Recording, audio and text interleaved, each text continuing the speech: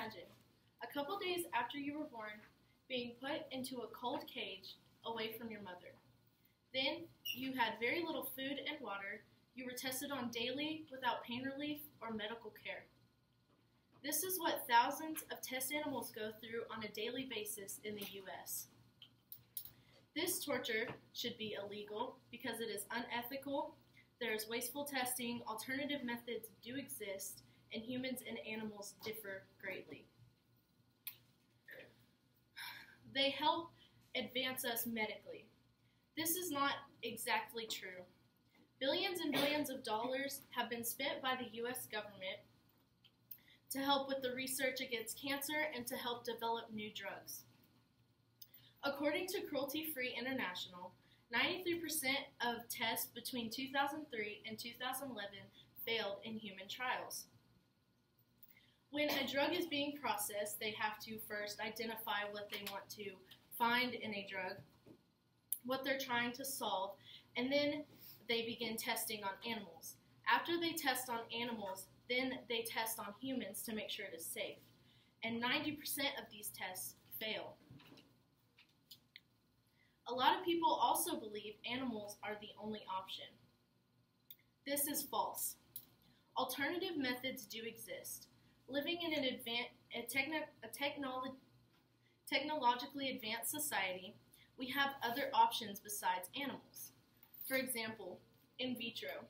In vitro is where you take cells and you put them in a petri dish and you can see how the disease works for the cell, and there's many options. So here you can see that this is the cells and they put the medicine in with it to test if it would cure them, and there was only one cancer cell left for that example.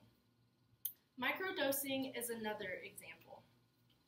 You can tell what is toxic to humans by entering small doses into human volunteers, but they are too little to actually harm you. They're so little they can't feel it. Artificial skin is another one. As you can see here, this is artificial skin. It can show how products on humans react to the skin and irritate it. You can see this is a rabbit who has been shaved and has been put on many chemicals, and her skin is obviously very injured, and she has not had a lot of veterinary care or pain relief to stop her from that. Computer models are models. They can show how the human organs function.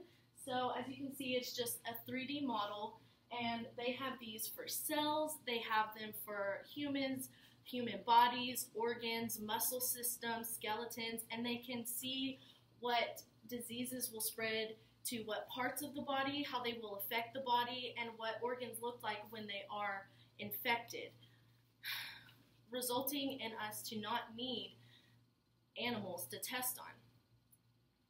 Another argument is they are the only complex organisms. This is not exactly true. Humans and animals differ greatly.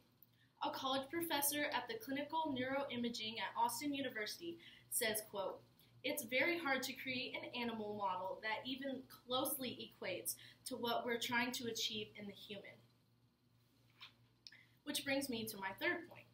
Animals and humans differ. There are differences in the way we look, the way our cells function, the way our organs work together, many things.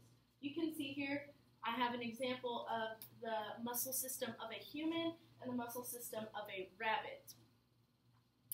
For example, in 1950, there was a sleeping pill, thalidomide, was tested on animals.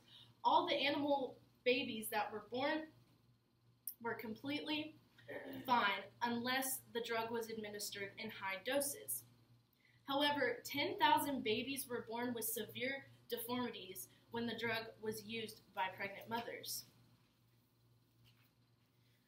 Another example is the Vioxx arthritis drug. When tested on rats, it worked perfectly. There were no symptoms unless, of course, the drug was administered at high doses. However, it caused 27,000 heart attacks and was forcefully pulled from the market in 2004, proving that animals cannot be reliable to test human drugs. In conclusion, animals suffer unnecessarily for humans. So next time you go to pick up a prescription, think about the animal who might have suffered for you and take action to end animal testing.